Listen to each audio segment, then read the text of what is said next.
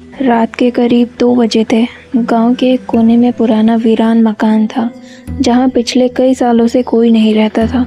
पर उसी रात अर्जुन उस मकान में दाखिल हुआ। अर्जुन को लोगों की बातें सुनकर ताज्जुब होता था।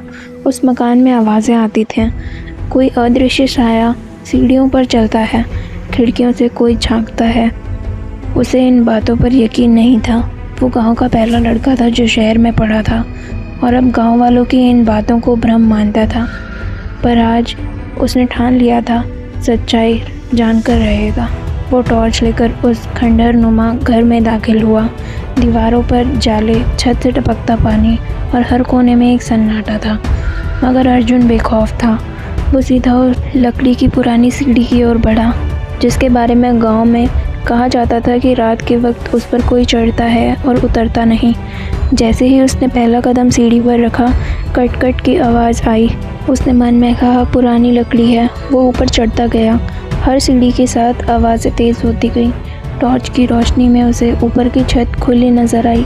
मगर जैसे ही उसने आखिरी सीढ़ी पर पाँव रखा, पीछे से किसी ने धीरे से फूंक मारी। वो पलटा पर कोई नहीं था।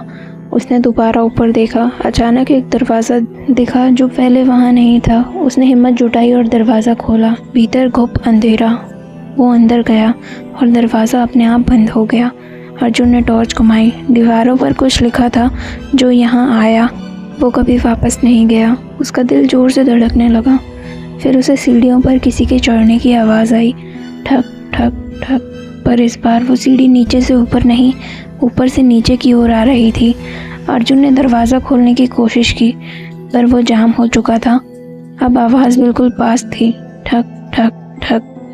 फिर एक लंबी सूखी सांस की आवाज़ आई और फिर टॉर्च बंद हो गई। अर्जुन कभी गांव नहीं लौटा, लेकिन उस वीरान घर में अब रात को 2 लोग सीढ़ियों पर चलते हैं। एक उतरता है और एक चढ़ता है।